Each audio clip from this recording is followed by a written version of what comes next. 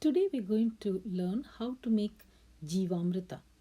Jeevamrit or jeevamrita is a preparation that is used in the natural farming method of agriculture where we introduce the microbes present in cow dung, we introduce it into the soil so that the soil is then rich in nutrients which the microbes fix for the plants.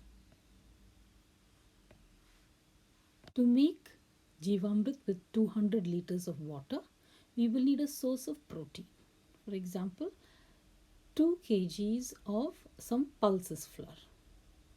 So it could be gram flour, it could be moong dal flour, it could be any of the pulses. Remember to avoid peanut, which could be have too much oil, or soya bean for this purpose. Then we need sugar source, an unrefined source of sugar like jaggery or molasses.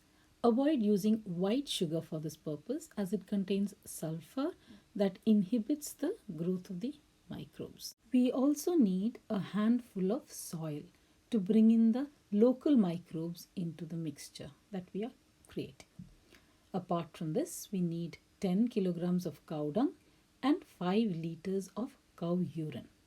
Remember that we need the microbes alive, so the cow dung should be fresh, taken within 24 hours so that the microbes can stay alive till they reach the soil. The cow urine need not be fresh. Apart from all this, we will also need a plastic drum large enough to mix the ingredients. It's a good idea to keep it in the shaded place already before we start adding the mixture to the drum. We also need a wooden stick to stir it. Make sure it is not a metal stick, it should be a wooden organic stick. Then a thin cloth to cover the drum after we've prepared the solution, and we need a thin cloth or some other means to filter the jeevamrit once it is ready. To make jeevamrit, we place the drum in a shaded area and we begin with jaggery. We crush it and mix it with a small amount of water first to make sure that the jaggery has no lumps remaining. Once that is done, we add the pulse flour and stir. Mix it in a handful of soil, cow urine and cow dung, and each time stirring it carefully, making a slurry in the drum. We then add water slowly and mix it well. Then we keep the drum covered with a thin cloth so that nothing falls into it.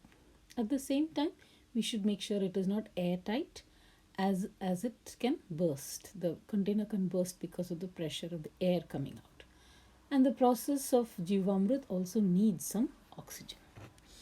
The solution will have bubbles being formed constantly, so it's important to stir the mixture every morning and evening for a few days until the bubble formation stops.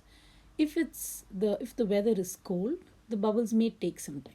But if there are no bubbles, that means that the jeevamrit is not getting formed. After 3 to 5 days, when the bubbles stop to appear in the solution, this jeevamrit is ready to be used. But before we start using it, we need to filter it. Very important step. Once it's filtered, the residue of the filtered solution can be used for mulching. The rest of the solution is jeevamrit, but it is in a concentrated form. To be able to use it, we need to dilute it either to 1 part to 200 of water or 1 part to 500 parts of water. And the very important thing to remember about jeevamrit, and it should be used within 24 hours of it being ready.